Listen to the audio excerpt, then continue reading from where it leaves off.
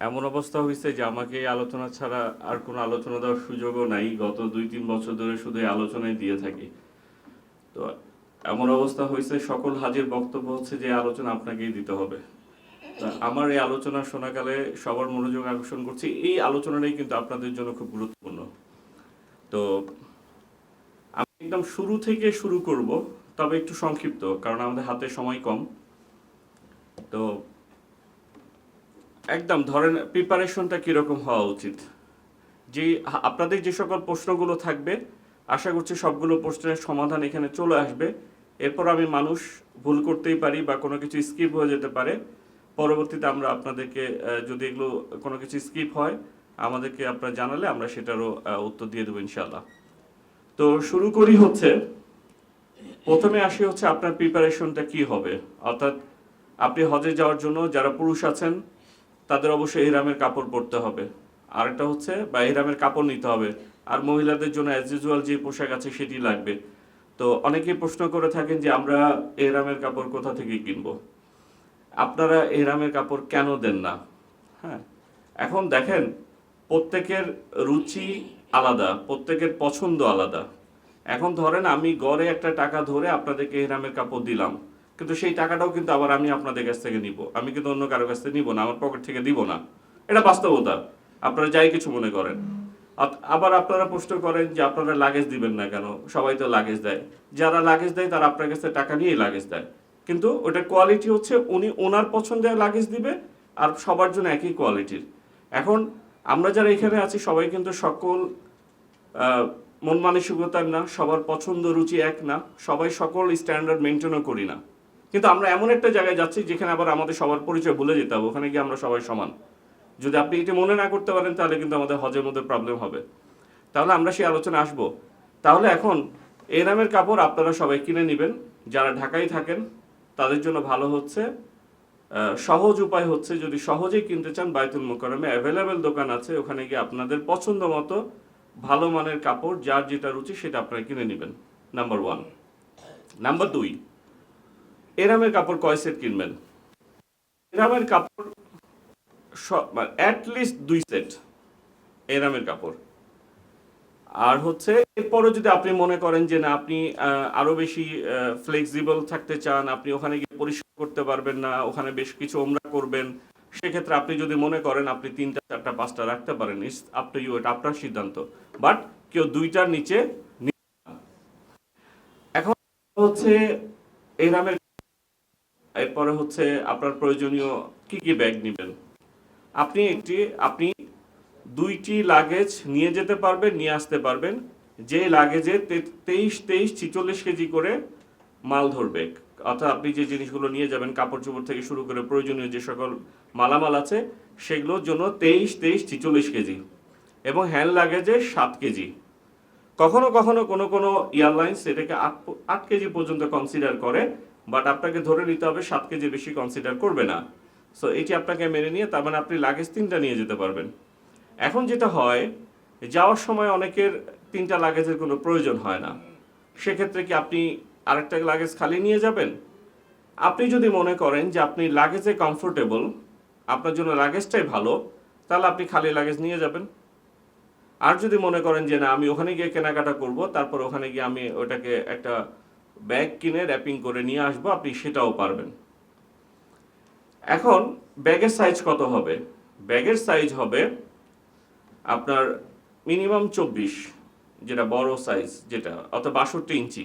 62 ইঞ্চির যে সাইজগুলো সেগুলো আপনি নিতে পারবেন, আর যেটাকে আমরা দোকানে গেলে বলে 24 সাইজ, 26 সাইজ, 22 সাইজ, অনেক আছে।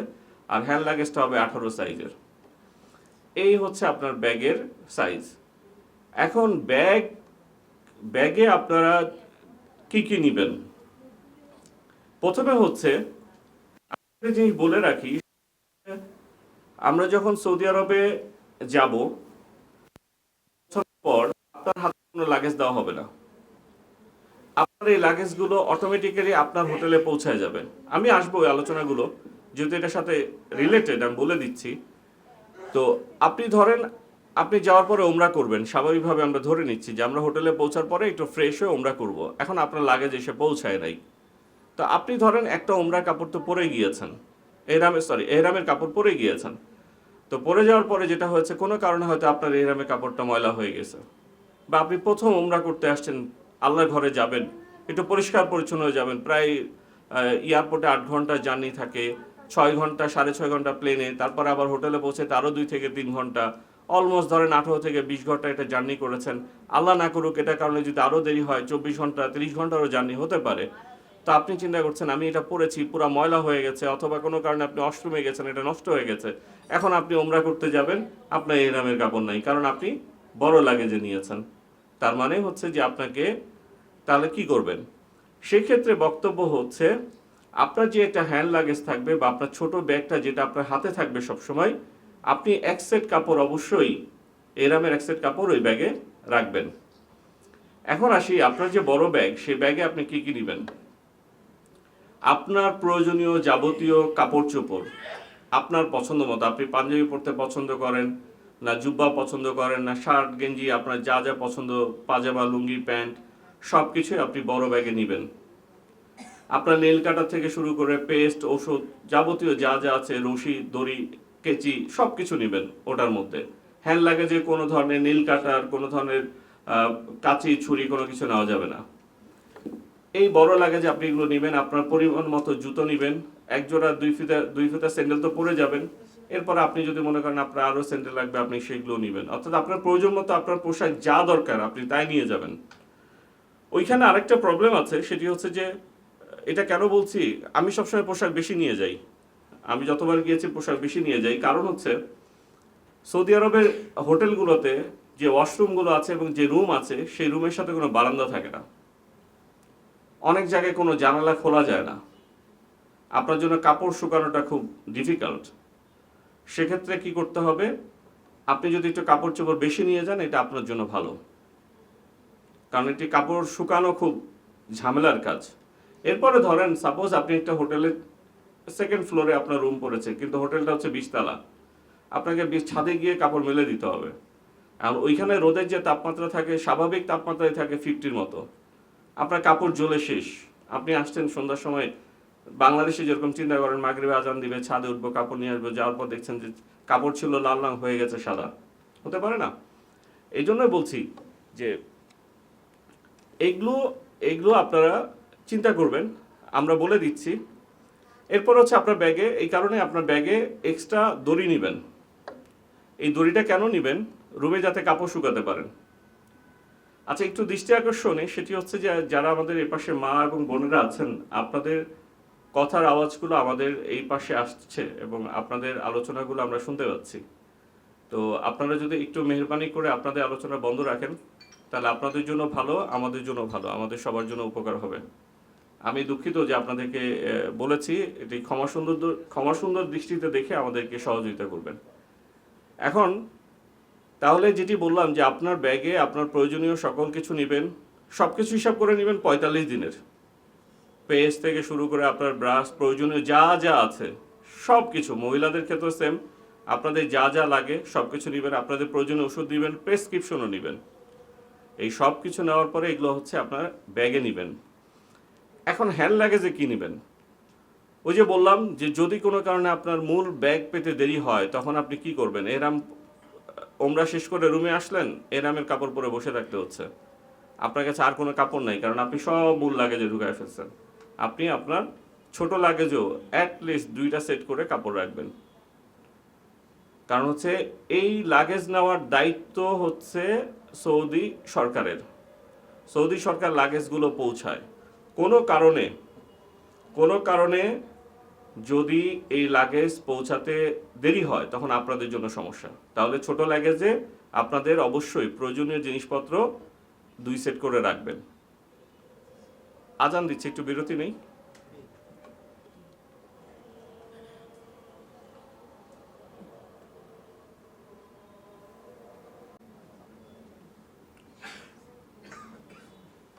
জি, আমরা আবারও আলোচনায় ফেরত আসছি। আমি আরেকটা অনুরোধ করব সবাইকে, একটু মোবাইলটা সাইলেন্ট করে রাখার জন্য।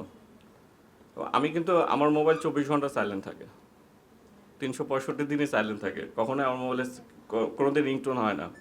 হ্যাঁ, তো যেহেতু এখন প্রোগ্রাম, একটু সবাই যদি মোবাইলটা সাইলেন্ট করে দেন, ভাইব্রেট করে রাখেন, প্রয়োজনীয় কল আসতেই পারে, প্রয়োজনীয় তথ্য আসতে পারে, একটু তাহলে আমাদের জন্য সুবিধা হয়। আচ্ছা, এখন যে জায়গায় ছিলাম সেটি হচ্ছে যে আপনারা আপনাদের ছোট ব্যাগে অবশ্যই 2 সেট করে কাপড় চোপড় রাখবেন। কারণ হচ্ছে, এবং আপনি আরেকটা হচ্ছে যে আপনার ছোট ব্যাগে কিন্তু চার্জারও রাখতে পারবেন, কোনো সমস্যা নেই। এটার জন্য আপনাকে প্লেনে কেউ আটকাবে না, কোনো ইমিগ্রেশনও কেউ আটকাবে না, যেখানে স্ক্যান করে আপনার ব্যাগ সেখানেও আটকাবে না।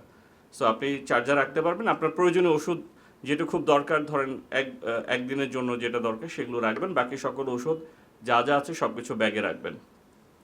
এখন একটা বিষয় হচ্ছে, এটি কেন বললাম, কারণ হচ্ছে আমাদের অতীত রেকর্ড যেটি বলে সেটি হচ্ছে যে গত বছর 2024-এ এমনও হয়েছে যে কোনো হাজির লাগেজ 25 দিনও পাই নাই, 25 দিন পরে গিয়ে পাইছি। আবার এমনও হয়েছে কোনো হাজির লাগেজ আর পাওয়াই যায় নাই। এরকম রেয়ার হয়তো একটা, এটা ঘটেছে, আমাদের ক্ষেত্রেই ঘটেছে। এবং পরবর্তীতে দেখা যাচ্ছে বাংলাদেশ থেকে আবার তার ওষুধ অন্য কোনো হাজির মাধ্যমে যোগাযোগ করে, অন্য কোনো এজেন্সির মাধ্যমে যোগাযোগ করে ওষুধগুলো আনতে হয়েছে। কারণ সৌদি আরবে ওষুধের দাম অনেক, প্রচুর, মানে আপনি কল্পনা করতে পারবেন না যে সৌদি আরবে ওষুধের দাম এত বেশি। তো এই কারণে বলেছি যে আপনার প্রয়োজনীয় জিনিসপত্রগুলো অবশ্যই মূল ব্যাগে রাখবেন, 2টা সেট আপনার ছোট ব্যাগে রাখবেন, যাতে বিপদের কাজে লাগতে পারে। এখন আসেন যে এরপরে আপনি অন্য কিছু নেবেন কিনা, জামা কাপড়, আপনার স্যান্ডেল, জুতা, টুপি, যা যা আছে এভরিথিং, মহিলাদের বোরখা থেকে শুরু করে যা যা আছে সব কিছু নেওয়ার পর আর কিছু নেওয়া লাগবে কিনা। আর কিছু নেওয়া লাগবে, সেটি হচ্ছে যে আপনারা শুকনো খাবার রাখবেন আপনাদের ব্যাগে। বিশেষ করে মহিলাদের ক্ষেত্রে এটি জরুরি, কারণ আমরা দেখেছি যে বাবারা, চাচারা, ভাইরা যেটা খেতে পারে সেটি মা বোনেরা খেতে পারে না, তাদের খাবারের প্রবলেমগুলো হয়। এখন ধরেন এয়ারপোর্টে আপনাকে প্লেনে যে খাবারটা দিয়েছে, এখন প্লেনে আপনি ওই খাবারটা কমফোর্টেবল না, আপনি খেতে পারছেন না, বিশেষ করে আমাদের মায়েরা এটা পারেই না। হ্যাঁ, তো তখন কি হয়, আপনাকে তো খেতে হবে, তা আপনি কি করতে পারেন, ওই শুকনো খাবার খেয়ে আপনার সাময়িক যে প্রবলেমটি আছে সেটি হয়তো আপনি সলভ করতে পারেন। আরেকটি বিষয় হচ্ছে যে যখন আমরা 5 দিনের জন্য ইয়েতে থাকব, মিনাতে থাকব, সেই মিনায় যে খাবার দেওয়া হয় সেই খাবার বাঙালি খাবার, বাট এমনভাবে রান্না করা হয় মনে হয় যে মুরগিটাই মাত্র লাফ দিয়ে দৌড় দিবে। এই খাবারগুলো কিন্তু আমাদের মা বোনরা খেয়ে অভ্যস্ত না, যেটা হয় যে ওনাদের অনেক বেশি এটা ঝাল হইতে হবে, অনেক বেশি মশলা থাকতে হবে, হ্যাঁ এইরকম থাকতে হবে, কেন বাবা মুরগি তো লাফ দিবে মনে হচ্ছে, আমি তো এটা খেতে পারবো না। তো এই খেতে পারবেন না দেখে ওইখানে আসলে আমাদের হাতে কিচ্ছু করা থাকে না, আমরা খাওয়াইতে পারি না আপনাদেরকে। এই জন্য আপনারা একটু শুকনো খাবারগুলো আপনাদের ব্যাগের সাথে নিয়ে যাবেন, যেটি আপনাদেরকে হয়তো ওই জায়গায় সহযোগিতা করবে। আর এছাড়া আমরা বলি যে এয়ারপোর্টে হয়তো আপনার কাজে লাগবে, কিন্তু সৌদি সরকার সৌদিতে পৌঁছানোর পর হাজিদেরকে যে পরিমাণ খাবার দেন পৌঁছানোর পরে, এরপরে আমরাও যখন যে জায়গায় যাই, আমরা যদিও বলা থাকে খাবার নাই ওই সব জায়গাগুলোতে, তারপর আমরা আমাদের সাধ্যমতো খাবার দিয়ে দেই, তো প্রবলেম হয় না। কিন্তু মিনা আরাফাতে এই খাবারের প্রবলেমের কারণে আপনারা এই খাবারগুলো সাথে রাখবেন। আর যেটি হয়, আমাদের আন্টিরা, মা বোনেরা অনেক বেশি আচার টাচার রাখেন, এগুলো রাখবেন আন্টিরা, কারণ এগুলো ছাড়া আপনারা খেতে পারবেন না। সৌদি আরবে গিয়ে যদি বলেন বাবা একটু আচারের ব্যবস্থা করে দাও, বলে, কিন্তু আমি যেগুলো বলছি এগুলো হচ্ছে সব আমার অভিজ্ঞতা থেকে। আন্টি বলে যে বাবা একটু আচার ব্যবস্থা করে দেওয়া যাবে, আমি বলছি আন্টি আমার কাছে তো আচার নাই বা এখানে তো আচার ব্যবস্থা করার কোনো সুযোগ নেই, আপনি যদি খেতে না পারেন আমি কি করতে পারি। তখন ওই যে আমি মাইকে ঘোষণা দিই, কোনো আন্টির কাছে কি আচার আছে, আন্টিকে একটু দেওয়া যাবে। হ্যাঁ, তো এরকম হতে পারে। তো আপনারা আপনাদের এই খাবারগুলো নিয়ে নেবেন, যেই খাবারগুলোতে আপনি একটু দিয়ে হয়তো সৌদির ওই খাবারগুলো খেতে পারেন। এইগুলো যখন আপনি ব্যাগে নেবেন, এখন কথা হচ্ছে আপনি কি ব্যাগ র্যাপিং করবেন না দড়ি দিয়ে বাঁধবেন। যদি ব্যাগ দড়ি দিয়ে বাঁধেন তাহলে আপনার এই সৌদি আরবে মানে বাংলাদেশ ইমিগ্রেশন বলেন আর সৌদিতে আসার সময় যখনই বলেন না কেন, আপনার এই দড়িটা কেটে ফেলবে। তার মানে হচ্ছে আপনি যদি ব্যাগ র্যাপিং করতে মানে দড়ি দিয়ে বাঁধতে চান, সেক্ষেত্রে দড়ি দিয়ে বাঁধার পরে র্যাপিং করবেন। অথবা আপনি আসার সময় অনেকে কি করেন, ব্যাগ নেন না, বড় বস্তাতে সবকিছু করে নিয়ে র্যাপিং করে, সেই র্যাপিংয়ের উপরে যদি আপনি দড়ি দিয়ে বাঁধেন সেটিও বাঁধা যাবে না, আপনাকে আগে দড়ি দিয়ে বেঁধে এটার উপর দিয়ে র্যাপিং করতে হবে। এই কোশ্চেনগুলো থাকে যে আমি কিভাবে কি করব। আরেকটা হচ্ছে যে আপনারা আপনাদের লাগেজে আপনার নাম, মোবাইল নাম্বার, পাসপোর্ট নাম্বার এবং আপনি কোন দেশ থেকে যাচ্ছেন এগুলো একটু লিখে নেবেন, অথবা স্টিকার বা কাগজ দিয়ে লিখে এটাকে ঠিকমতো আটকে দিবেন। আমাদের এজেন্সির পক্ষ থেকে আপনাদের 2টা করে 2 লাগেজের জন্য স্টিকার দেওয়া হবে। এগুলো হচ্ছে গভর্নমেন্ট আমাদেরকে প্রোভাইড করবেন টাইম টু টাইম, তখন আমরা আপনাদেরকে এগুলো দিব এবং আপনারা যেদিন আমাদের কাছে টিকিট, বই, পাসপোর্ট নিয়ে যাবেন সেদিন এটা পাবেন। কিন্তু এইটি অনেক সময় ওই আঠাটা থাকে না, অনেকের লাগেজের কারণে থাকে না। তো এই কারণে ওইটা আপনারা একটু ভালো করে আটকে নেবেন, অথবা আপনাদের মতো করে আর একটু লিখে নেবেন এবং মক্তব নাম্বারগুলো লিখে নেবেন। তাহলে সুবিধা হয়টা কি, যে কোনো কারণে যদি আপনার লাগেজটা হারানো যায়, বা ধরেন আমাদের হোটেলে না রেখে অন্য একটা হোটেলে রেখেছে, কিন্তু আপনার ওই লাগেজে কোনো কিছুই নাই, বোঝার কোনো উপায় নাই যে এটা কোন এজেন্সির লাগেজ, অথবা এটা কোন দেশ থেকে আসছে, বা পাসপোর্ট নাম্বার কি, কোনো কিছু বোঝার উপায় নাই, তখন কি হয়, আলটিমেটলি ওই লাগেজটা ওই হোটেলেই পড়ে থাকে। এই জন্য আপনারা যদি লেখেন, সামান্যতম যদি কোনো থাকে, ইন্ডিকেশন থাকে, তাহলে কি হয়, এইটি যে কোনো উপায়ে আপনার কাছে পৌঁছে যায়, বা ওরা হজ অফিসে পৌঁছে দেয়, হজ অফিস পাসপোর্ট নাম্বার দিয়ে সার্চ করে যে এটা কোন এজেন্সির হাজি, ওরা তখন ওই এজেন্সির সাথে যোগাযোগ করে, বা বাংলাদেশের মিশনের সাথে যোগাযোগ করে যে তোমাদের এই পাসপোর্ট নাম্বারটা বাংলাদেশি পাসপোর্ট নাম্বার, তখন ওরা সার্চ করে আপনাদের কাছে কি করে, ওটা লাগেজটা পাঠিয়ে দেয়। তার মানে হচ্ছে লাগেজগুলোতে আপনাদের নাম ঠিকানাগুলো আপনারা একটু সুন্দর করে লিখে নেবেন। এখন আসেন, ধরেন আপনার লাগেজ গোছানো শেষ, এখন এহরামের কাপড় পরে আসবেন কি আসবেন না, এটা নিয়ে অনেকে বলেন। আমার পছন্দ হচ্ছে এহরামের কাপড় বাসা থেকে পরে আসাই ভালো। কারণ হচ্ছে আপনি এয়ারপোর্টে, বাংলাদেশ ইমিগ্রেশন তো হয় হচ্ছে হাজি ক্যাম্পে, এখন তো আর এয়ারপোর্টে কোনো সুযোগ নাই। তো হাজি ক্যাম্পে আসবেন, এখানে আসলে জায়গার বেশি সংকুলনও নাই। এরপর আপনি একটা পোশাক পরিবর্তন করবেন, আমাদের সতরেরও একটা বিষয় আছে, সবাই দেখছে, হ্যাঁ, বিষয়টা কেমন যেন লাগে। তো আমার কথা হচ্ছে, আপনি তো একটা গাড়ি নিয়ে আসবেন, যারা হজে যান তারা তো আর বাসে ঝুলে ঝুলে আসেন না নর্মালি। তো আপনি হয়তো একটা সিএনজি নিয়ে আসবেন, একটা গাড়িতে আসবেন, বা কোনো কিছু আসবেন আপনার গাড়িতে পছন্দ মতো, তা আপনি এহরামের কাপড়টা পরে আসেন, কারণ এই মানুষের মধ্যে চেঞ্জ করবেন, এইটি দৃষ্টিকটু দেখায়।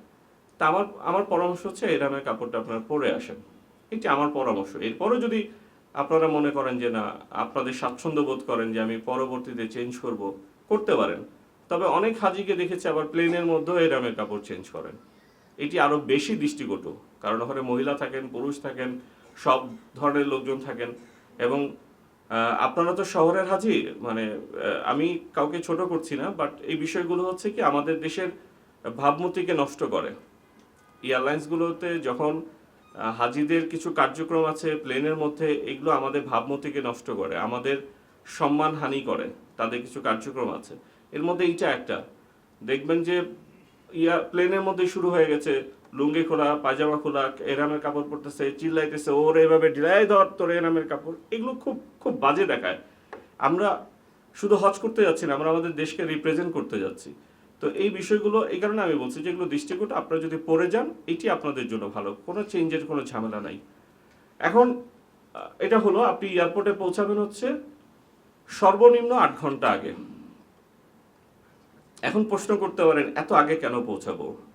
এইটি বাংলাদেশের ইমিগ্রেশনের নিয়ম, 8 ঘন্টা আগে আপনাকে পৌঁছাতে হবে। কারণ বাংলাদেশের হাজি ক্যাম্পে বাংলাদেশের ইমিগ্রেশন এবং সৌদি আরবের ইমিগ্রেশন দুটোই হবে।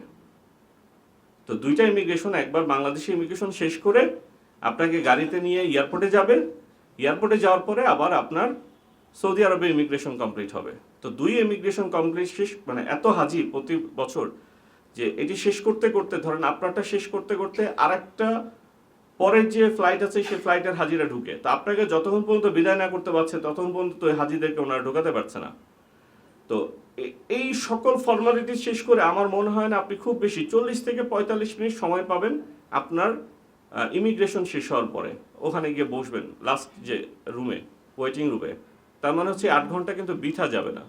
এর মধ্যে আরও কিছু কাজ আছে, সেটি হচ্ছে আমরা কেন 8 ঘন্টা আগে বলি, এয়ারলাইন্সগুলো কেন 8 ঘন্টা আগে বলে, এর কারণ হচ্ছে আপনারা যখন পৌঁছাবেন আপনাদেরকে সারিবদ্ধভাবে দাঁড় করিয়ে প্রত্যেকের হোটেল ওয়াইজ প্রত্যেকটা লাগেজের আলাদা স্টিকার আছে, এইটা কিন্তু আবার আলাদা স্টিকার আছে। সেই স্টিকারগুলো এয়ারলাইন্স তখন আমাদেরকে প্রোভাইড করবে, ওদের কাছে থাকে যে আমাদের হোটেল হচ্ছে এইটা, এই হোটেলের জন্য সবুজ কালার, এই হোটেলের জন্য হলুদ কালার, এই হোটেলের জন্য লাল কালার, তখন এই আমাদেরকে লাইনে দাঁড় করিয়ে প্রত্যেকের হোটেল অনুযায়ী আমাদেরকে দাঁড় করাইতে হবে। আপনাদের প্রত্যেকটা লাগেজে আবার নতুন করে স্টিকার লাগাইতে হবে। তো এই স্টিকার লাগানোর সময় কি আমাদের দিবেন না? প্রত্যেকের লাগেজে যদি আমাদের 1 মিনিট করে স্টিকার লাগাইতে হয়, ধরেন একসাথে 150 জনের ফ্লাইট, তাহলে 150 মিনিট লাগবে। তো এখানেই তো 2.5 ঘন্টা শেষ। তাহলে আপনাদের এই লাগেজগুলো স্টিকার লাগাইতে আমাদের যারা যাবেন ওখানে ভলেন্টিয়ার অফিস থেকে, তাদের তো এই সময়টা দিতে হবে।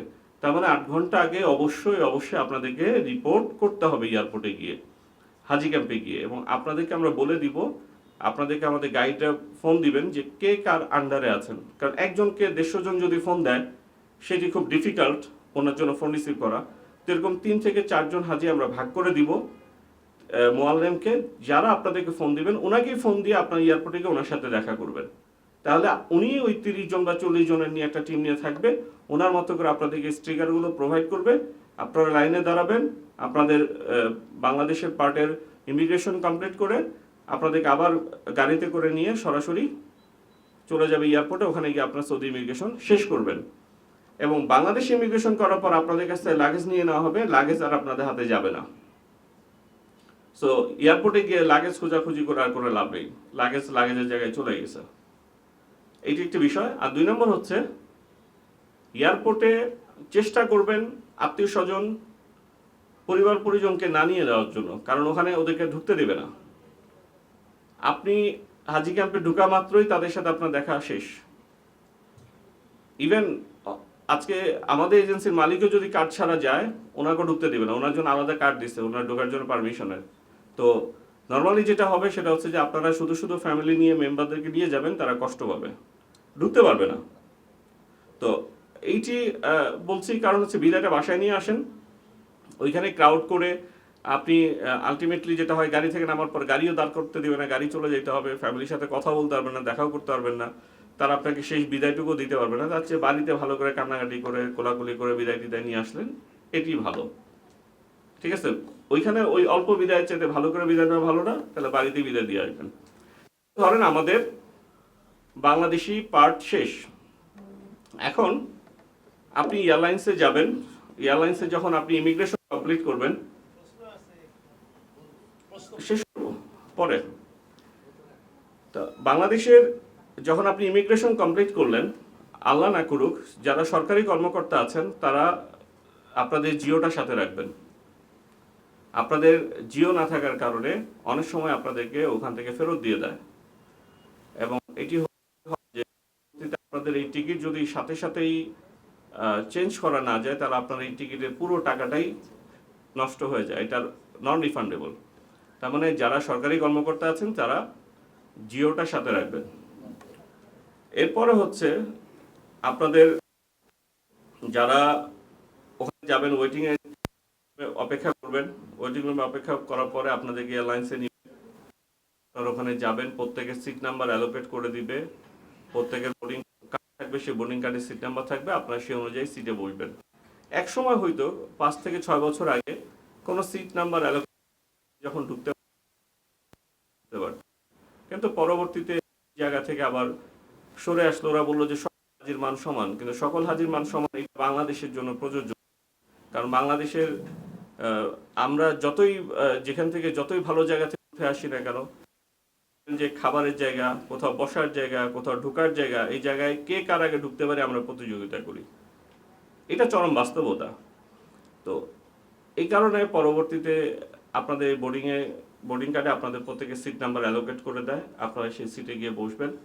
যদি কারো বুঝতে সমস্যা হয়, ওইখানে যারা ভিতরে কেবিন ক্রু আছেন তাদেরকে জিজ্ঞাসা করবেন, আর নইলে আমাদের গাইড আছেন তাদের সহযোগিতা নেবেন, আপনাদেরকে দেখায় দিবে।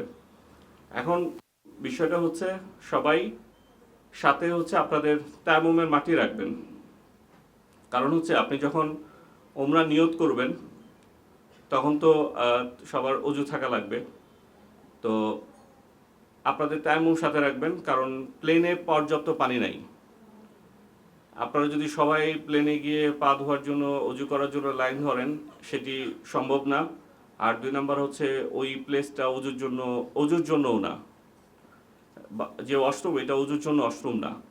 তো আপনি ইচ্ছা করলেই আপনার মতো করে আপনি উজু করতে পারবেন না, ইচ্ছা করলে আপনি যে কোনোভাবে পানি খরচ করতে পারবেন সেটিও পারবেন না। দেখবেন যে প্লেনে আপনাদেরকে বারবার বলে দেওয়া হচ্ছে যে কেউ অজু করবেন না, সবাই তায়াম্মুম ইউজ করেন, মাটি ইউজ করেন, আমরা আপনাদেরকে মাটি প্রোভাইড করছি, ওরা অনেক সময় নিয়ে আসে। তবে যেহেতু আপনাকে 45 দিন একটা জার্নি করতে হবে, আপনারা সবাই আপনাদের ব্যাগে ছোট্ট একটি মাটির রাখবেন, যেটি দিয়ে আপনাদের প্রয়োজনে আপনারা তায়াম্মুম করে নিতে পারেন। প্লেনে গিয়ে কেউ কাউকে ডিস্টার্ব করার দরকার নেই, অজুর জন্য দাঁড়ানোর দরকার নেই। অন্যরা কি করছে, এই প্লেনে যদি অন্য হাজিরা থাকে তারা কি করছে আমাদের দেখার দরকার নেই। আমরা আমাদের পরিচয় দেবো যে আমরা খুব ভালো। পারবো না ইনশাল্লাহ? পারবো ইনশাল্লাহ। আচ্ছা, এবার আসি গুরুত্বপূর্ণ আলোচনা, সেটি হচ্ছে আমরা তো এমন একটা দেশে যাচ্ছি যে দেশের ভাষা, সংস্কৃতি এবং ওদের যে জীবন আচরণ সেটি আমাদের চাইতে পুরো ডিফারেন্ট, ঠিক না? ধরেন আমি এখন ওখানে, আমরা তো নর্মালি যারা আলেম না তারা কিন্তু কেউ আরবিতে অভ্যস্ত না, এবং আলেমরাও কিন্তু আরবি বলতে পারে না, অনেক আলেম আরবি বুঝেও না। এটা চরম সত্য কথা যে অনেক আলেম আরবি বুঝেও না, শুধু আলেমই হইছেন, আরবি বলা তো দূরের কথা। তো যেটি হয়, তো যারা আমরা নন আলেম আছি তারা সৌদি আরবে গিয়ে আমরা আসলে প্রথম যে ধাক্কাটা খাই সেটা হচ্ছে ওদের কোনো ভাষা আমরা বুঝি না, ওরা আমাদেরকে কি বলছে এটা আমরা বুঝি না। তো না বোঝার কারণে যেটি হয় সেটি হচ্ছে যে ওরা দেখবেন আপনাকে খুব ধাক্কাধাক্কি করতেছে, খুব এভাবে ধাক্কা দিয়ে ফেলে দিচ্ছে, আপনি হয়তো তার কথা বুঝতেছেন না, ও বলছে পিছনে যেতে, আপনি হয়তো সামনে যাচ্ছেন, আপনাকে ধাক্কা দিচ্ছে। এটি ওদের আচরণ। হ্যাঁ, তো এগুলো এই জন্য যেটা হয় যে আপনারা যখন প্লেন থেকে নামবেন, মানে সিস্টেমটা তো সহজ হয়ে গেছে, আপনারা প্লেন থেকে নামবেন, প্লেন থেকে নামিয়ে আসবে যেই গাড়িটা আপনাদেরকে ওদের যে এয়ারপোর্ট, সেই এয়ারপোর্টের ভিতরে আপনাদেরকে নিয়ে যাবে, যেখানে ওদের আবার আপনাদের কাজ আছে, সামান্যতম কাজ, ওখানে ফিঙ্গার দিয়ে বের হবেন। অনেক সময় কোনো ফিঙ্গারও লাগবে না, এখন তো ফিঙ্গারও লাগে না। তো ওখানে যাবেন, তো ওনারা কি করে, গাড়ি আসছে, এখন আপনি যদি আপনার গাইডের জন্য অপেক্ষা করেন, যা আমার অমুক আছে, আমার ভাই আসছে না, আমার মা আসছে না, আমার বোন আসছে না, এইরকম যদি করতে থাকেন ওরা আপনাকে ধাক্কাধাক্কি শুরু করে দেবে, প্রচন্ড রাগারাগি করবে। তো আপনার উচিত হচ্ছে গাড়ি আপনার হোটেল অনুযায়ী আপনাকে পৌঁছায় দিবে। সো আপনি যেটা করবেন সেটা হচ্ছে চেষ্টা করবেন প্লেনে একসাথে নামার জন্য, আবার নামার পরে যে গাড়ি আসবে সেই গাড়িতে উঠে যাবেন। আপনাকে তো হোটেলে নিয়ে যাচ্ছেন এই গাড়িতে করে। আর যাদের সাথে মহিলা থাকবে আপনি অবশ্যই চেষ্টা করবেন আপনার মহিলাকে সাথে করে নামার জন্য, কারণ আপনি একজন পুরুষ মানুষ অনেক কিছু হ্যান্ডেল করতে পারবেন, কিন্তু একজন মহিলার পক্ষে অনেক কিছু হ্যান্ডেল করা সম্ভব না। তো আমি কখনোই আন্টিদেরকে, মা বোনদেরকে ছোট করছি না, বাট বাস্তবতা হচ্ছে যেটি একজন পুরুষ মানুষ সহজে হ্যান্ডেল করতে পারে সেটি ওনাদের জন্য একটু কঠিন হবে। তো আপনি কখনোই আপনার সাথে যে মহিলা থাকবে তাদের হাত ছাড়া করবেন না, তার হাত ধরে থাকবেন। আর মা বোনদের প্রতি দৃষ্টি আকর্ষণ করছে, উনি যদি আপনার হাত ছেড়েও যেতে চায় আপনি হাত ধরে রাখবেন। দরকার হইলে আপনার ওই কি বলে উপরে যে হিজাব আছে, হিজাবের সাথে ওনার পাঞ্জাবি গিট্টু দিয়ে রাখবেন, মানে এরামের উপরে কাপড়টা গিট্টু দিয়ে রাখবেন, কিন্তু ছাড়া যাবে না। পরে কিন্তু বিবি হাওয়ার আদম আলাইহিস সালামের মতো হয়ে যাবে, দুজন দুই প্রান্তে খুঁজতে থাকবেন কিন্তু পাবেন না।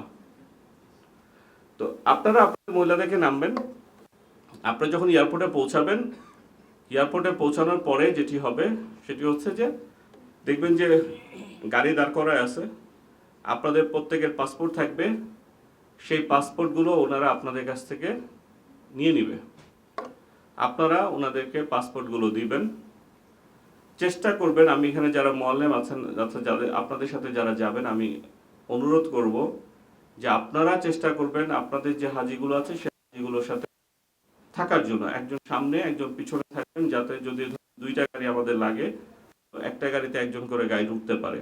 কারণ অনেক সিচুয়েশনটা এমন থাকে যে ওরা আপনাকে ওই বসে সবাইকে নিয়ে একসাথে 45 জন হওয়া পর্যন্ত অপেক্ষা করতে দেন। আপনি আসছেন, ইয়াল্লা ইয়াল্লা সোরা সোরা সোরা, মানে হচ্ছে তোমরা আগে বাড়াও, ঢুকো গাড়িতে উঠো। এখন আপনাকে পাসপোর্ট নিয়ে, আপনি পাসপোর্ট দিয়ে দিবেন, পাসপোর্ট নিয়ে আপনার মাথা ব্যথা কোনো দরকার নাই। ওরা পাসপোর্ট নিয়ে যাবে, পাসপোর্ট স্ক্যান করবে, যা খুশি তা করুক, আপনার কিছু করার দরকার না, আপনি গাড়িতে বসবেন। তো আপনাকে গাড়িতে বসার পরে ওই যে আপনার পাসপোর্টের মধ্যে একটা স্টিকার দিবে আর লাগেজ একটা স্টিকার দিবে, তো সেই পাসপোর্টের স্টিকার অনুযায়ী আপনাকে তারা আপনার হোটেলে নামাবে। আপনি যে হোটেলে থাকবেন। এখন এই হোটেলে নামার পরে ধরেন কোনো কারণে আপনার হোটেলের আপনার গাড়িতে আপনার ওই হোটেলে যে গাড়ি মোয়াল্লিম থাকবেন সে মোয়াল্লিম হয়তো গাড়িতে উঠতে পারে নাই। তার মানে হচ্ছে আপনি হোটেলে পৌঁছার পরে আপনারা রিসিপশনে ওয়েট করবেন। এখন আপনি যদি ওখানে গিয়ে চিল্লাচিল্লি করেন, হোটেলের লোকজন আপনার ভাষা বুঝবেও না, দুই একজন বাঙালি হয়তো আপনি ওয়ার্কার পাবেন, তারা তো আপনাকে কোনো হেল্প করতে পারবে না। তো যতক্ষণ পর্যন্ত গাইড আপনার কাছে না আসবে ততক্ষণ পর্যন্ত আমরা যদি ওখানে গিয়ে একটু হট্টগোল করি, চিল্লাচিল্লি করি যে গাইড নাই কেন, হ্যান নাই কেন, তো এটি তো বাস্তবতা। গাইড যদি উঠতে না পারে, ধরেন গাইড 46 নম্বরে দাঁড়ায় আছে, 45 জনের গাড়ি পূরণ হয়ে গেল, ওনাকে তার উঠাবে না। উনি যদি বলে যে আমাকে একজনকে বাদ দিয়ে উঠাও, সেটাও করবে না। বা আরেকজন হাজি তখন ওই মন মানসিকতা থাকে না যে কেন আমি নামবো, এই মন মানসিকতা আমাদের থাকে না, বাস্তবতা। কিন্তু এটি আমাদের করতে দেওয়া উচিত ছিল যে না, গাইড গেলে বাকি 45 জনের সুবিধা হবে। কিন্তু আলটিমেটলি যেটি হয় সেটিও ওই জায়গায় গিয়ে আমরা না সব ভুলে যাই। তো ধরেন গাইড আসতে দেরি হলো, তো হয়তো গাইড 45 মিনিট 1 ঘন্টা পরে অন্য একটা গাড়িতে আসলো, আপনাদেরকে এখানে অপেক্ষা করতে হবে। আপনাদের রুম অ্যালোকেশন তো ওইখানে গিয়ে হবে। তো আগে থেকে সব প্ল্যানগুলো পাঠানো হয়, গাইড যাওয়ার পরে আপনাদেরকে অপেক্ষা করতে হবে। অপেক্ষা যে অনেকেই ক্ষুধার্ত থাকবেন জানি, একটা লং জার্নি আছে, বাসা থেকে 2 ঘন্টা আগে বের হন, এয়ারপোর্টে 8 ঘন্টা 10 ঘন্টা, প্লেনে 6.5 ঘন্টা 16.5 ঘন্টা, তারপরে আবার হোটেল পর্যন্ত পৌঁছানো, ধরেন আরো সব মিলে 3.5 ঘন্টা 4 মতো লাগে, 20-21 ঘন্টা জার্নি। তো আপনি যেমন ক্লান্ত ক্ষুধার্ত, একজন মোয়াল্লেমও সেরকম ক্লান্ত এবং ক্ষুধার্ত, বাট তার দায়িত্ব বেশি, আপনাদের দায়িত্ব নাই। পার্থক্য এতটুকুই। তো মোয়াল্লেম আসার পরে আপনাদেরকে ব্রিফ করবেন কে কোন হোটেলে আছেন, কে কোন রুমে আছেন। এখন ধরেন আপনার রুমটা পড়েছে 5 তলায়, আরেকজনের রুম পড়েছে 2 তলায়। এখন আপনি যদি ওখানে বলেন যে আমারটা কেন 5 তলায় পড়লো, উনি যখন রুম অ্যালোকেট করেন, হ্যাঁ, তখন তো আমরা যখন রুম অ্যালোকেট করি তখন আমাদেরকে অনেক কিছু চিন্তা করতে হয়। কিরকম? যে আপনার পাশের রুমে আপনার মহিলাকে দিতে হবে, কারণ আপনার সুবিধার্থে। আবার ধরেন আমাকে দোতলায় রুম দিয়েছে মাত্র 2টা, 5 তলায় দিয়েছে 5টা, সাপোজ একটা উদাহরণ দিচ্ছি। এখন ধরেন দোতলায় একটা মহিলাদের জন্য একটা রুম দিলাম আর একটা পুরুষের জন্য দিলাম, তো যেটি হলো যে দোতলা কমপ্লিট।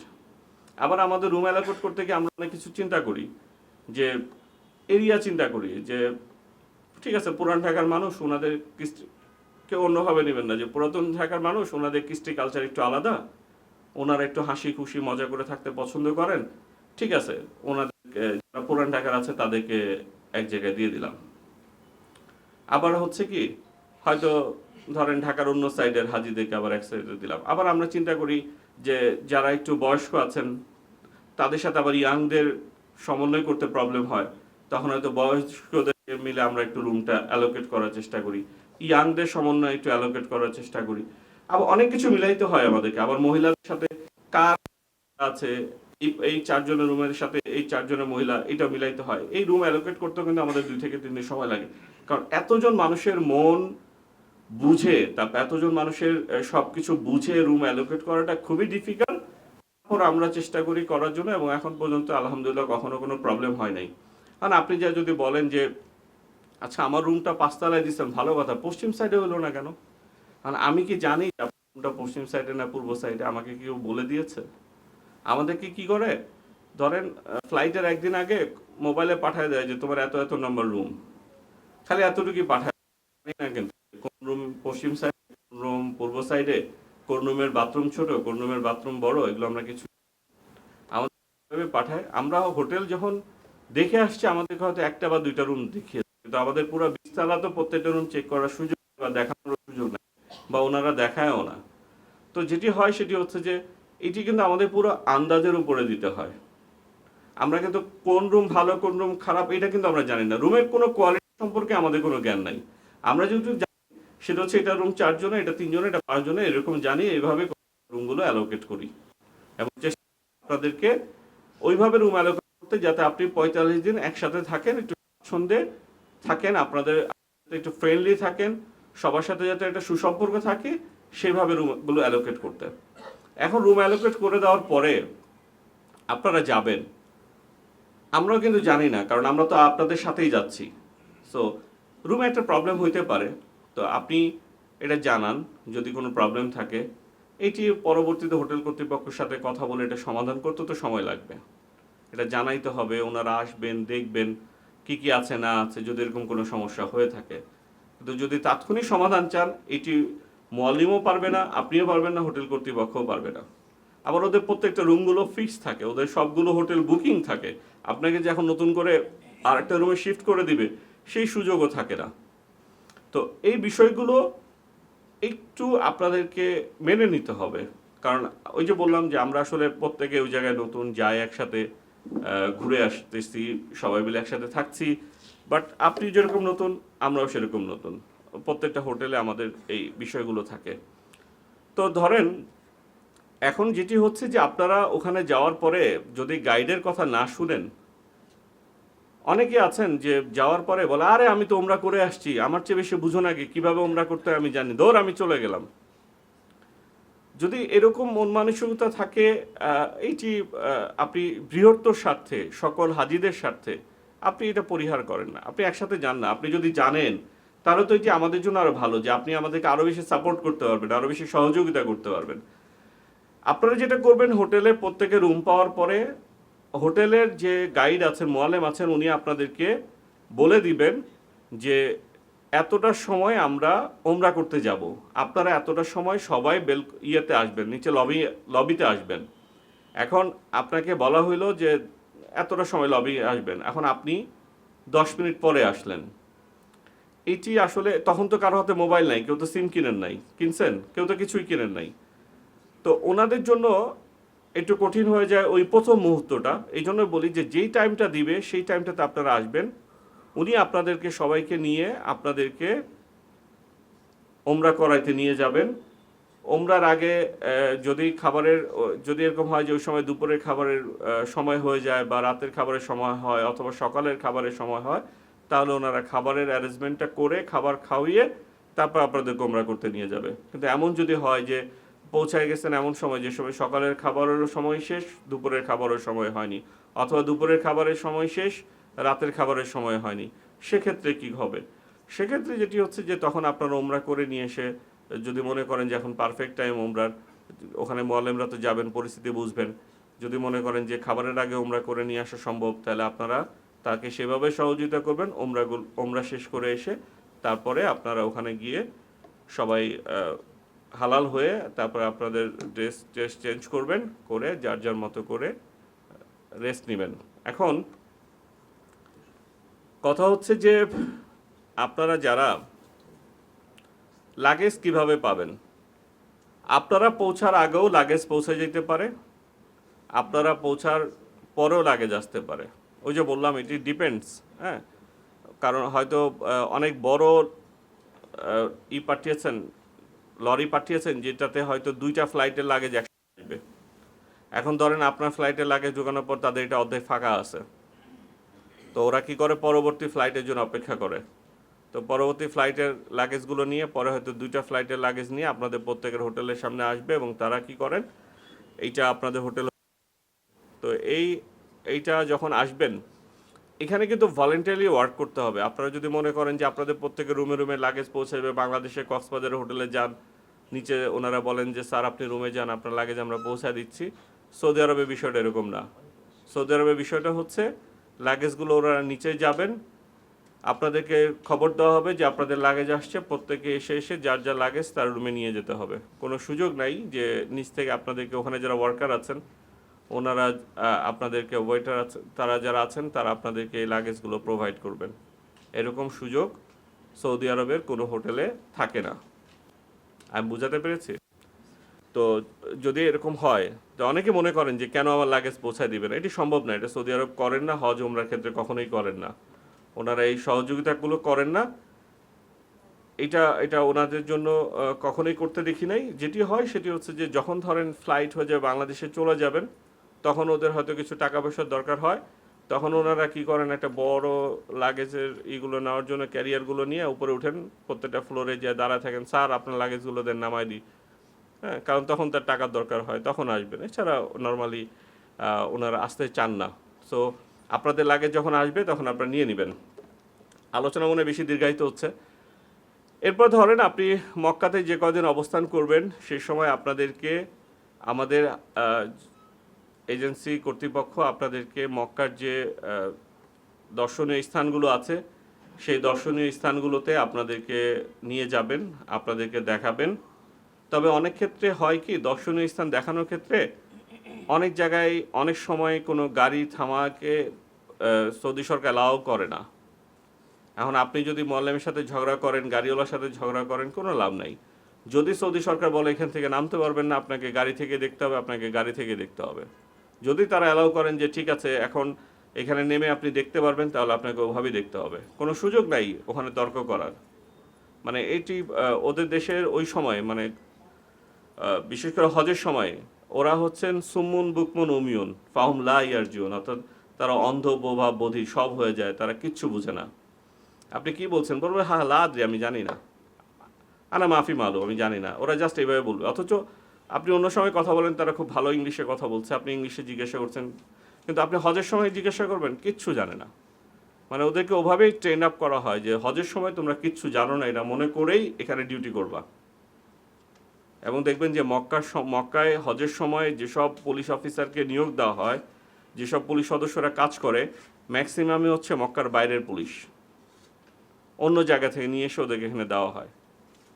তার মানে হচ্ছে যে ওরা যদি আপনাকে এখন বলে যে তোমরা এখন রাসূলের কবর দেখতে রাসূলের যে হেরা গুহায় আসছো, হেরা গুহা গাড়ি থেকে দেখতে হবে, তোমরা আর করতে পারবে না, এখানে নামতে পারবে না, নামার সুযোগ নাই, তার মানে আপনাকে আর নামতে দিবে না, আপনাকে ওই গাড়ি থেকেই দেখতে হবে।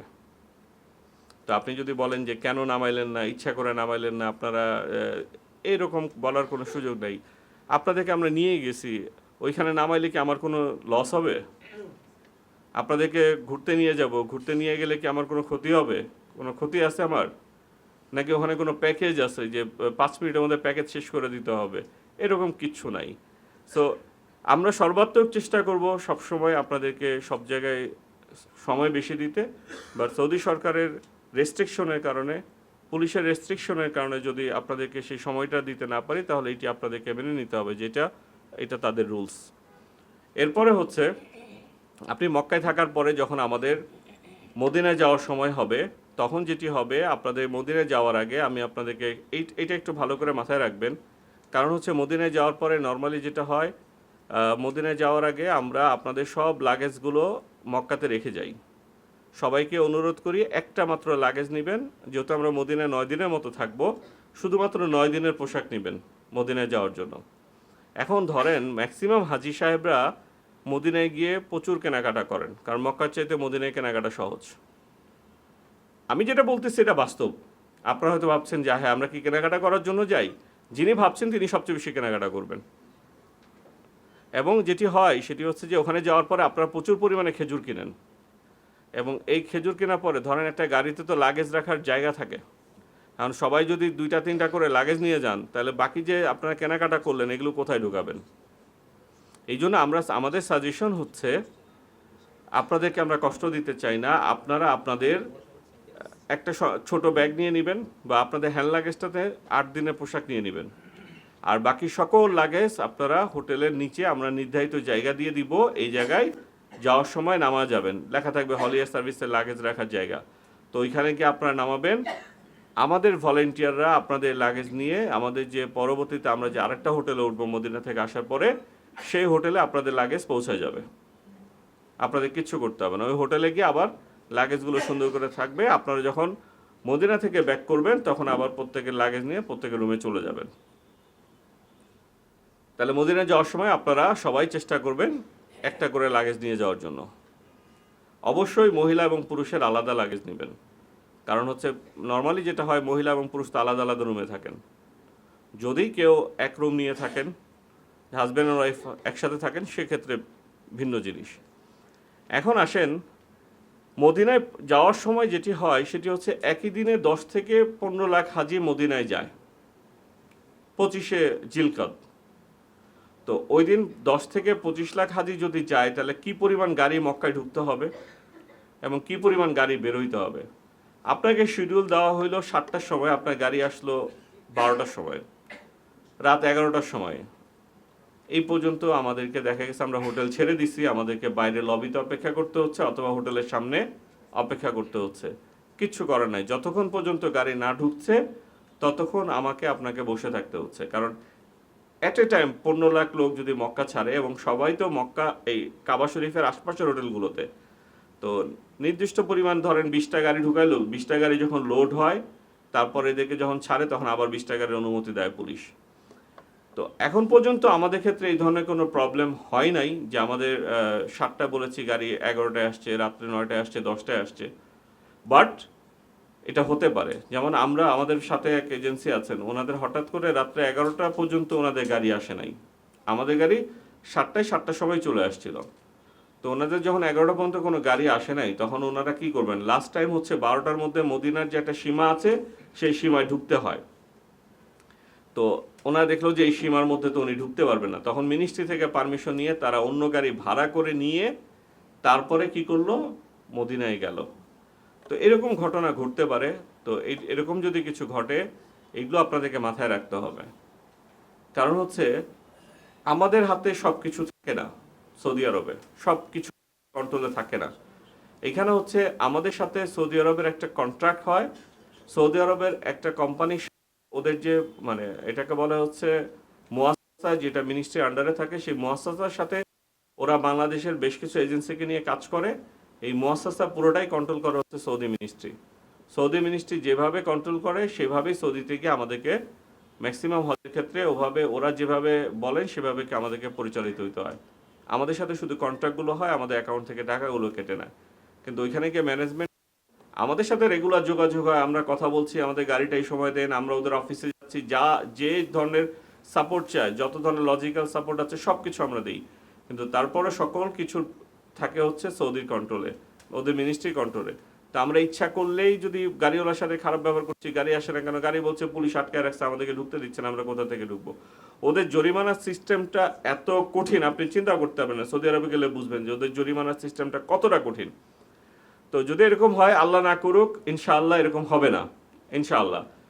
তো তারপরে যদি এরকম হয় আমাদেরকে ওই সময়গুলোতে একটু ধৈর্য ধরতে হবে। দেখা গেছে যে দুপুরে গাড়ি আসে নাই, কিন্তু আমাদের দুপুরে হয়তো মদিনা যাওয়ার পথে খাওয়ার কথা অথবা মদিনাতে গিয়ে খাওয়ার কথা, কিন্তু দেখা গেল যে ওই সময় গিয়ে আমাদের গাড়ি আসছে বিকালবেলায়, দুপুরবেলা হয়তো আমাদের খাবারে একটু সমস্যা হইতে পারে, তখন এতগুলো লোকের খাবার অ্যারেঞ্জ করাটাও আমাদের জন্য ডিফিকাল্ট। কারণ তারপরও কখনোই হাজি সাহেবরা না খেয়ে থাকেন না, বা আমরা কোনো হাজি সাহেবকে না খেয়ে রাখবো না ইনশাল্লাহ। তো এরপরও এই বিষয়গুলো আপনাদেরকে একটু মেনে নিতে হবে, বাস্তবতা যে হ্যাঁ গাড়ি আসছে না, এই কারণে লেট হয়েছে, সো দুপুরে খাবার হুট করে অ্যারেঞ্জ করতে হচ্ছে।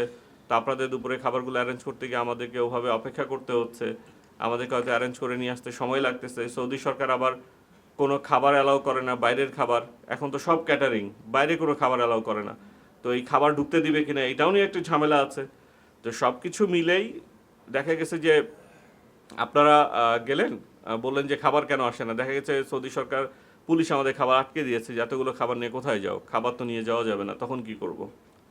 তো অনেকগুলো বিষয় আছে যেগুলো আসলে সৌদি আরবে না গেলে বুঝবেন না। আপনাদের মাথায় শুধু যা ঢুকিয়ে দেওয়া যে এটা হতে পারে, আল্লাহ না করুক এই ধরনের কোনো প্রবলেম হোক, বা আমাদের ইনশাল্লাহ এখন পর্যন্ত এই ধরনের কোনো ঘটনা ঘটেনি।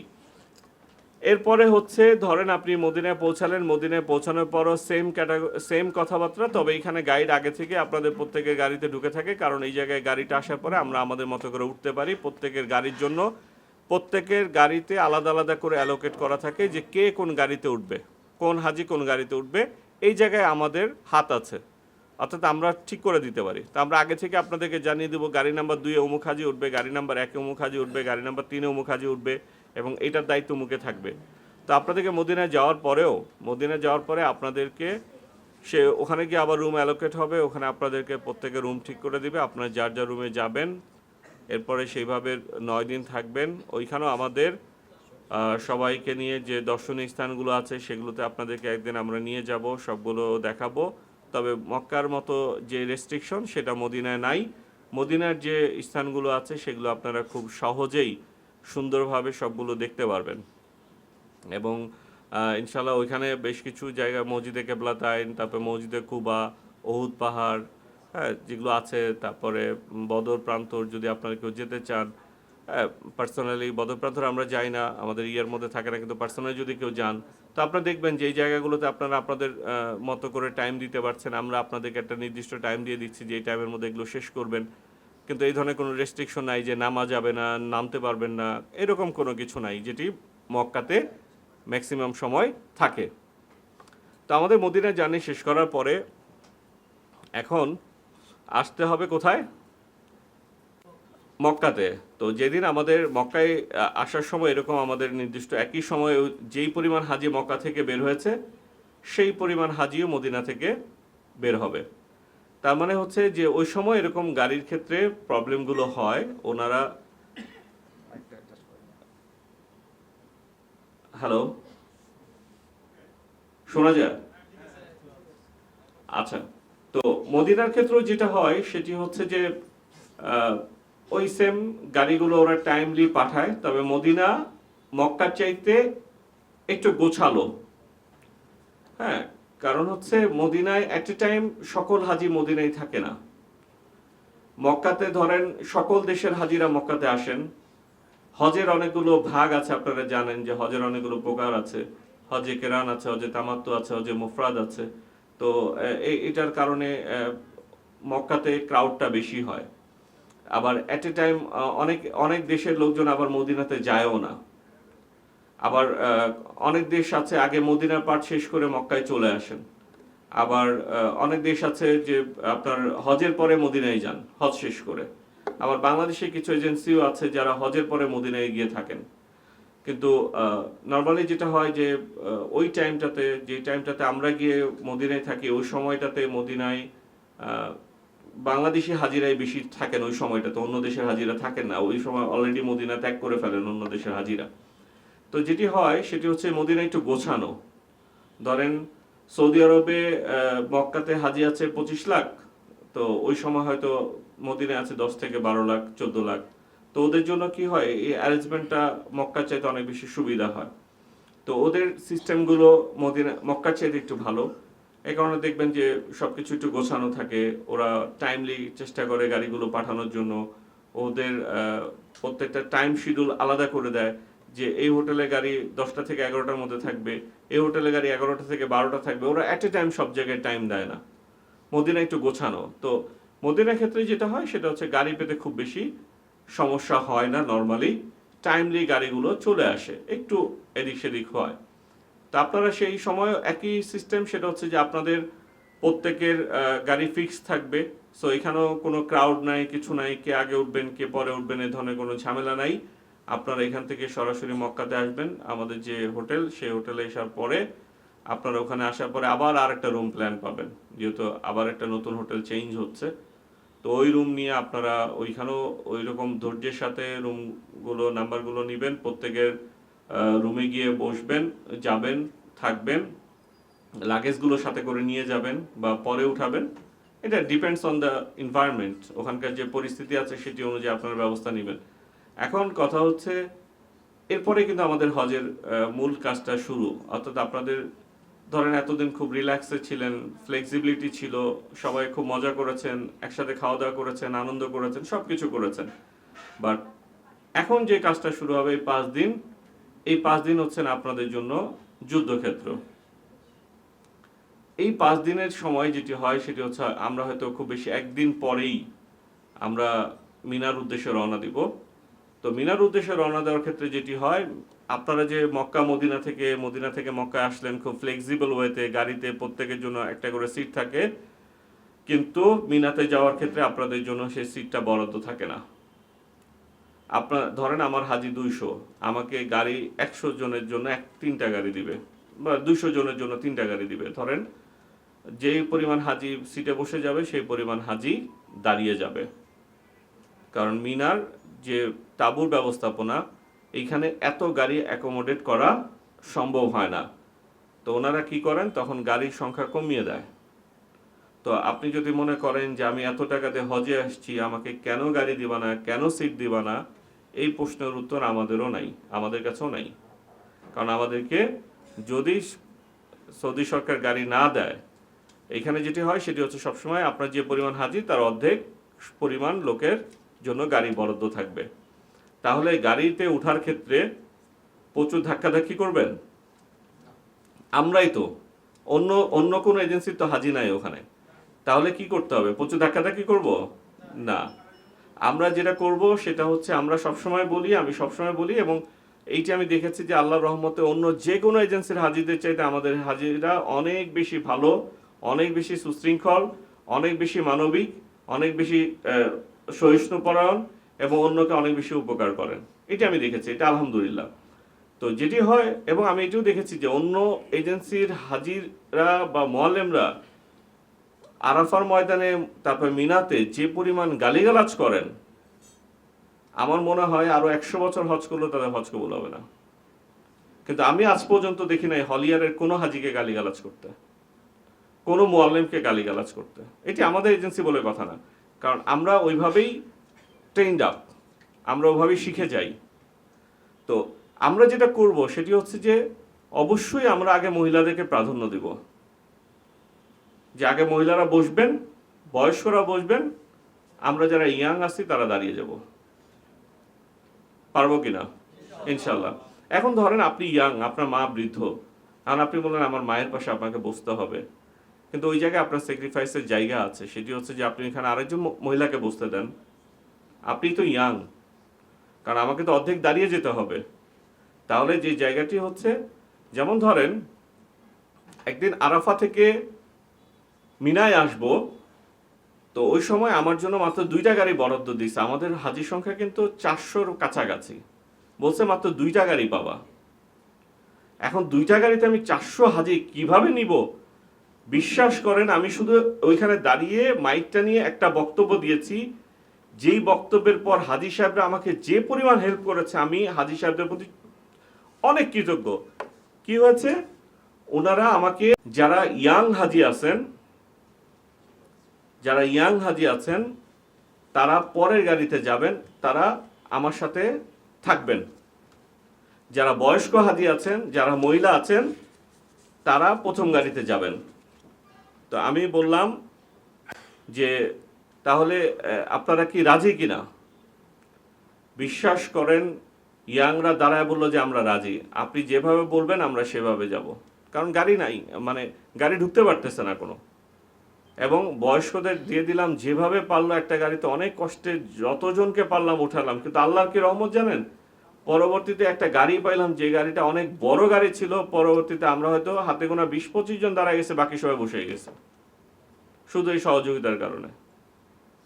এবং ওই গাড়ির চেয়ে আমরা আরো আগে গেছি,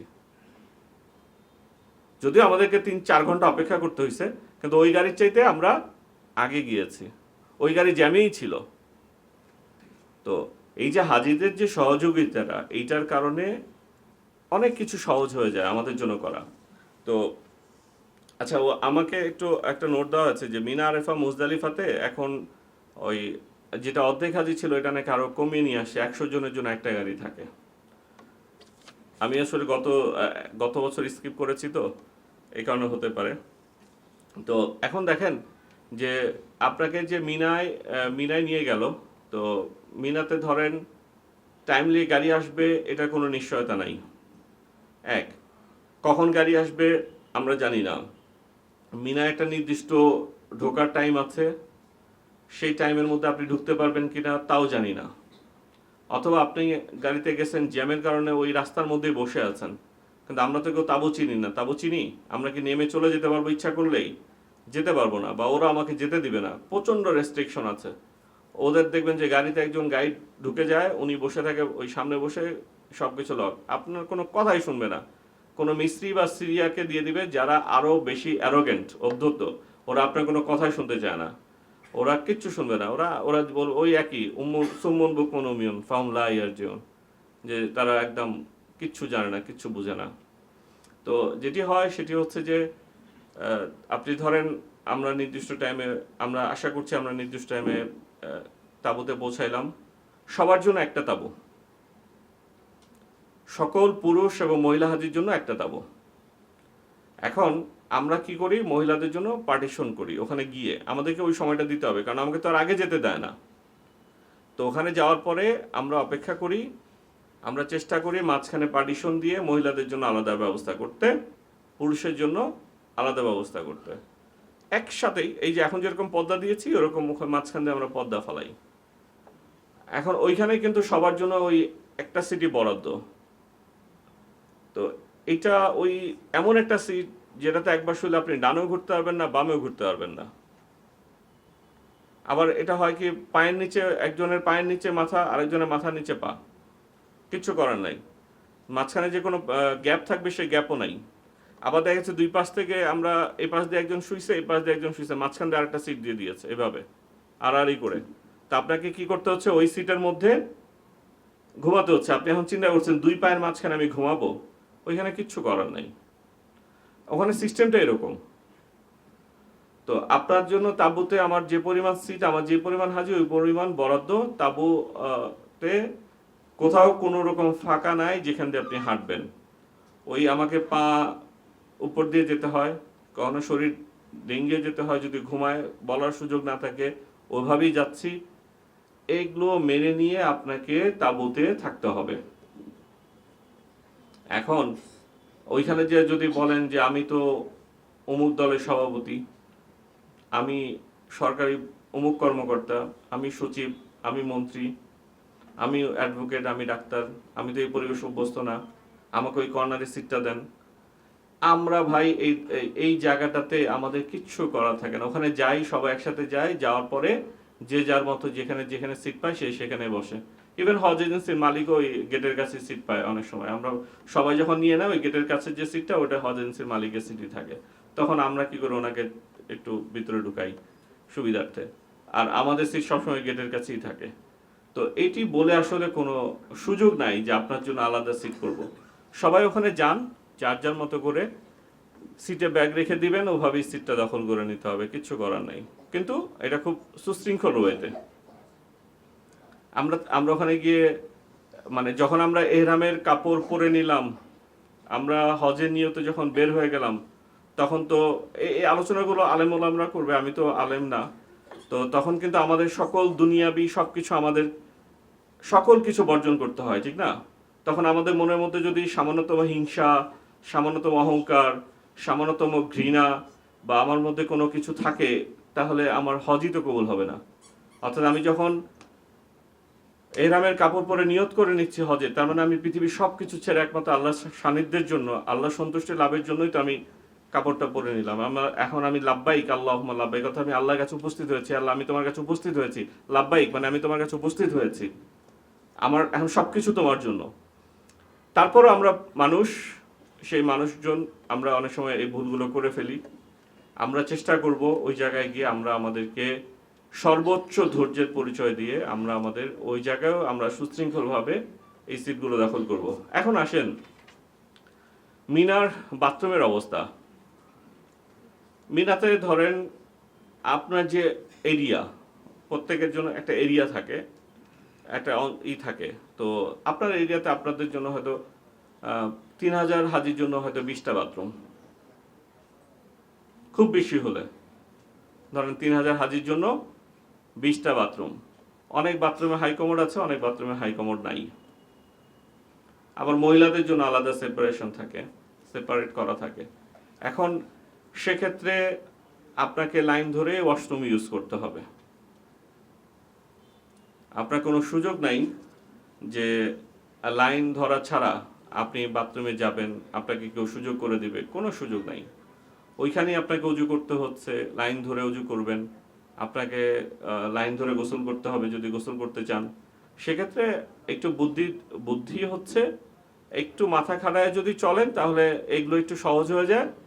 সেটা হচ্ছে একটু ঘুম হারাম করতে হবে। সবাই যখন ঘুমাতে যাবে তখন তখন তখন আপনি কি করবেন, আপনার যাবতীয় কাজগুলো সেরে চলে আসবেন। সবাই ধরেন নামাজের টাইম 4:30টায়, জাস্ট ফর এক্সাম্পল 4:30টায় সবাই 4টায় উঠে, আপনি উঠবেন 4:45টায়। উঠে আপনি আপনার সব কাজগুলো করবেন, তখন দেখবেন যে মোটামুটি একটু ফ্রি থাকে। 4টায় গেলে আপনার নামাজের সময় দেরি হয়ে যায়, জামাত পাওয়া যায় না, আবার সেকেন্ড জামাতে দাঁড়াতে হয়, এরকম। অথবা সবাই নামাজ টামাজ পড়ে ফেলেছে, এরপর আপনার প্রয়োজনীয় বাথরুম থাকলে তখন করবেন। যে সময়টা নামাজ পড়ার পর সবাই একটু হয়তো শুয়ে আছে বা ঘুমাচ্ছে, তখন আপনি গিয়ে আপনার প্রয়োজনীয় কাজগুলো সারবেন। এটি হচ্ছে পরিবেশ আপনাকে বলে দিবে। তবে এই বিষয়গুলো মাথায় রেখে যদি ওয়াশরুম ইউজ করেন, আশা করি কোনো প্রবলেম হবে না। আর তাঁবুতে আপনাকে যে খাবারগুলো দেওয়া হয় মিনাতে, সেই খাবারগুলো আসলে এমন খাবারই দেওয়া হয় যেই খাবারগুলো দিলে নর্মালি আপনাদের টয়লেটের চাহিদাটা কম থাকে। মানে খাবারগুলো ওভাবেই বানানো হয়, যা মানে আমাদের মতো বাংলাদেশের মতো এত বেশি রসালো খাবার দেওয়া হয় না, এত বেশি ঝাল বা লবণ বা অনেক বেশি মশলা ইউজ করা খাবার দেওয়া হয় না, যেটি খাইলে আপনার বারবার ওয়াশরুমে যাওয়া লাগতে পারে। ওরা এগুলো জানে, এই কারণে আপনাকে খুব স্বাস্থ্যসম্মত খাবার দেয়, যাতে আপনার স্বাস্থ্য ঠিক থাকে এবং আপনার মানে ওয়াশরুমও কম যাওয়া লাগে। এই বিষয়গুলো আপনারা মাথায় রাখবেন। এরপরে হচ্ছে আমরা তাঁবু থেকে ধরেন আমরা যখন মিনা থেকে আরাফায় যাব, আরাফার দিন এইটি অনেক বড় যুদ্ধ। আপনাদেরকে যখনই বলবে, কেউ যদি বলে রাতে গাড়ি ছাড়বে, রাতে আপনাদেরকে লাইনে গিয়ে দাঁড়াইতে হবে, কেউ যদি বলে সকালে গাড়ি ছাড়বে, সকালে গিয়ে লাইনে দাঁড়াইতে হবে। কিন্তু এখানে গাড়ি কখন আসবে তার কোনো নিশ্চয়তা নাই। অনেক সময় অনেক এজেন্সি আপনার দুপুর হয়ে গেছে পৌঁছাইতে পারে না আরাফাতে, জ্যামে পড়ে গেছে, গাড়ি আসতে দেরি হয়েছে, আমাদেরও হয়েছে। 2টা গাড়ি পৌঁছায় গেছে, একটা গাড়ি দুপুরে পরে আসছে, জ্যামে পড়ে গেছে, আসতে পারে নাই, বা গাড়ি পাইছে অনেক পরে। ওখানে কোনো নির্দিষ্ট নাই, গাড়ি আসতেছে, যে যেভাবে পারতেছে উঠতেছে। তো আপনারা সবসময় মোয়াল্লেমকে ফলো করবেন যে উনি কোন গাড়িতে আপনাদের উঠতে বলেন, কোন গাড়ি আসতেছে, সবাই যার যার মতো উঠে যাবেন। ওরা তো জানে যে আপনার জন্য এই কি বলে আরাফাতে কোন তাঁবু আছে, আপনাকে ওখানে গিয়ে ওরা ওই তাঁবুতে নিয়ে যাবে। সো গাইড উঠলো না উঠলো এগুলো নিয়ে আপনাদের এত মাথা ব্যথার দরকার নাই। আপনারা গাড়িতে উঠে যাবেন, গাড়িতে উঠে আপনারা আপনাদের তাঁবুতে গিয়ে পৌঁছায় দেখবেন যে সবাই ওই তাঁবুতেই আছে। সব এজেন্সির জন্য তাঁবু ফিক্সড। সো আপনাকে আপনার তাঁবুতে রেখে আসবে। সো যখন আপনাদেরকে বলবে যে এই গাড়ি আছে, তখন আপনারা কি করবেন, আপনাদের মহিলাদেরকে নিয়ে উঠে যাবেন। কেউ মহিলা ছাড়বেন না। আরাফাতে যাওয়ার সময়, আরাফা থেকে আসার সময় এবং মুজদালিফাতে কেউ মহিলাদের হাতছাড়া করবেন না। যার যার মহিলা তাকে নিয়ে অবশ্যই উঠবেন। কোনো কারণে যদি মহিলা একবার স্কিপ করে আপনার কাছ থেকে, কোনো কারণে যদি আপনার থেকে ছুটে যায়, তাহলে তাকে খুঁজে পেতে খুবই ডিফিকাল্ট এবং আপনার হজই বাতিল হয়ে যাবে তাকে খুঁজতে খুঁজতে। হাতে খুব বেশি সময় নাই, শেষ করব, কারণ এখানে অনেক আলোচক চলে আসছেন, আমরা আলোচনায় যাব। তো আরাফার কাজ শেষ করার পরে আরাফা থেকে বের হওয়ার সময় যে মুজদালিফা যাব, এই মুজদালিফার সময় ওই সেম গাড়ির প্রবলেম। এই জন্যই বলছি যে এই জায়গাটা তো যুদ্ধের ক্ষেত্র মতো আর কি, যে আপনার আপনি জানেন না। তবে সবসময় মোয়াল্লেম যেভাবে বলেন, আপনাদেরকে যদি বলেন যে তাঁবুতে বসে থাকতে হবে, যদি বলে যে রাস্তায় গিয়ে লাইন ধরে দাঁড়ায় থাকতে হবে, তো রাস্তায় গিয়ে লাইন ধরে দাঁড়ায় থাকবেন। কারণ হচ্ছে এখানে অনেক এজেন্সি আছে, ওরা কি করে, ধরেন একটা গাড়ি আসছে, ও হয়তো কোনো মতে সিস্টেম করে ওই গাড়িকে ম্যানেজ করে নিল। তো এই কারণে যদি আপনাদেরকে বলা হয় যে আপনারা বোঝায় গাড়ি আসে নাই কেন যাব, ওই যে একটা গাড়ি আসছে অন্য এজেন্সি নিয়ে নিচ্ছে সিস্টেম করে, ওখানেও সিস্টেম চলে, ওখানে সিস্টেম চলে। কিন্তু ওই যে যারা দেখবেন যে মিয়ানমারে বর্মিয়া বলে আর কি, ওই বর্মিয়ারা ওই ম্যাক্সিমাম গাড়ির দায়িত্বে থাকে। ওরা বাঙালি বর্মিয়া, তো ওরা বাঙালিও পারে, বাংলাও পারে, আরবিও পারে। ওরা ভাই বাংলাদেশের চাইতে বেশি খায়। ওদেরকে আপনি 500 রিয়াল দিয়ে দিবেন, আপনাকে গাড়ি আগে দিয়ে দিচ্ছে। 1000 রিয়াল দিয়ে দিচ্ছেন, আপনাকে গাড়ি আগে দিয়ে দিচ্ছে। ওখানেও 2 নম্বরই চলে, কিন্তু স্বীকার করে না। তো এই জন্য যদি আপনাকে আপনার মোয়াল্লেমরা বলে যে দাঁড়ায় থাকেন, আপনি যদি মোয়াল্লেমের কথা না শুনেন, আপনি গাড়ি মিস করবেন। তো আরাফা থেকে আবার তাঁবুতে আসবেন, মানে মুজদালিফা আসবেন, মুজদালিফায় রাত্রি যাপন করে তারপরে হচ্ছে আপনারা গাইড যেভাবে বলে যে আগে কি আপনারা সরাসরি ইসে যাবেন কিনা, পাথর মারতে যাবেন কিনা, বা অন্যান্য কাজ করবেন নাকি, আগে আপনারা ইয়েতে যাবেন, মিনাতে গিয়ে ওখানে গিয়ে ফ্রেশ হয়ে তারপরে বাকি কাজগুলো করতে যাবেন, এটা আপনাদেরকে গাইড যেভাবে বলবে সেভাবে আপনারা শুনবেন। এবং মুজদালিফায় আপনাদেরকে রাত্রে যাপন করতে হবে খালি মাঠে। সেক্ষেত্রে আপনারা ওই যে ওখানে যাওয়ার পর এক ধরনের বেড পাওয়া যায়, 10 রিয়াল করে, ওটা কিনে নিতে পারেন। হ্যাঁ, যাওয়ার আগে কিনে নেবেন, মক্কা থেকে কিনে নেবেন, ওটা কিনে ওখানে রাত্রি যাপন করতে পারেন। আপনাদের অথবা এক্সট্রা চাদর নিয়ে যাবেন, সেই চাদর ওখানে বিছায় রাত্রি যাপন করবেন, ব্যাগটা মাথায় দিবেন, অর্থাৎ যত সংক্ষিপ্তভাবে জিনিসপত্র নিয়ে গিয়ে রাত্রি যাপন করা যায় সেটি আপনাদের জন্য ভালো। তো এইটি হচ্ছে মূলত হজের টোটাল চিত্র আর কি এটি। আর আমাদের ওখানে খাবারের ব্যবস্থা হচ্ছে ক্যাটারিং খাবার, সব জায়গায় ক্যাটারিং খাবার আসবে। আমাদের রান্না করে খাবারের ব্যবস্থা আরো 2 বছর আগে ছিল, গত 2 বছর ধরে নাই, এবছরও নাই। ক্যাটারিং সিস্টেম সৌদি সরকার এমনভাবে রেস্ট্রিকশন আরোপ করছেন, প্রচুর পরিমাণে জরিমানা করেন যারা খাবারের ব্যবস্থা নিজে করেন, এবং এটার কারণে আমরা আর নিজস্ব খাবারের ব্যবস্থা করতে পারি না, আমাদেরকে ক্যাটারিং থেকেই খাবার নিতে হয়। আপনাদের জন্য মক্কা মদিনা সব জায়গায় আমাদের ক্যাটারিংয়ের খাবার বাংলা খাবারই থাকবে, কোনো সমস্যা নেই, ভালো মানের খাবার থাকবে, সো এটা নিয়েও টেনশন করার কিছু নাই। তবে একটা হচ্ছে যে নিজে রান্না করে খাওয়ানোর যে তৃপ্তি সেটি হয়তো পাবো না, কিন্তু খাবারের মান খুবই ভালো আলহামদুলিল্লাহ, কোনো সমস্যা নেই। এই হচ্ছে মোটামুটি সংক্ষিপ্ত আলোচনা। এরপরে যদি বিস্তারিত আরও শুনতে চান, আমার গত বছরের লেকচারগুলো ইউটিউবে আছে, ওখানে পাবেন। তো আশা করছি যে আপনাদেরকে একটা ধারণা দিতে পেরেছি। আর আপনাদের বই টিকিটের সময় আমরা বলে দিব, আপনাদেরকে ফোন দিয়ে দিবে যে কবে অফিস থেকে বই টিকিট সংগ্রহ করতে হবে। আর আপনাদেরকে আমরা 2টা করে ব্যাগ প্রোভাইড করব, একটা কাঁধের ব্যাগ আর একটা হচ্ছে একটা দড়ি ব্যাগ যেটা বলে, ওইটা একটা প্রোভাইড করবো, আর একটা এত বড় একটা ব্যাগ প্রোভাইড করব, ছোট ব্যাগ, যেগুলোতে আপনাদের প্রয়োজনীয় জিনিসপত্র নিয়ে মসজিদ টসজিদ বিভিন্ন জায়গায় যেতে পারবেন। আপনাদেরকে একটা ছাতা প্রোভাইড করব। সো এই 3টা জিনিস আপনাদের না কিনলেও চলবে। তো এই হচ্ছে মোটামুটি আলোচনা। তো আমাদের আশা করছি আপনাদের সবার হজ সুন্দর হবে, সবার হজে মাবরুর হবে ইনশাআল্লাহ। আমরা সেই দোয়া করি আপনাদের জন্য, আপনারা আমাদের জন্য দোয়া করবেন। এই পর্যায়ে আমরা একটা বিরতি নিতে চাচ্ছি। আমরা ছোট্ট একটু নাস্তার ব্যবস্থা করেছি, তো আমরা পানি খেজুর বিস্কিট খাই, তারপরে এখন একটু 10 মিনিটের বিরতি থাকবে।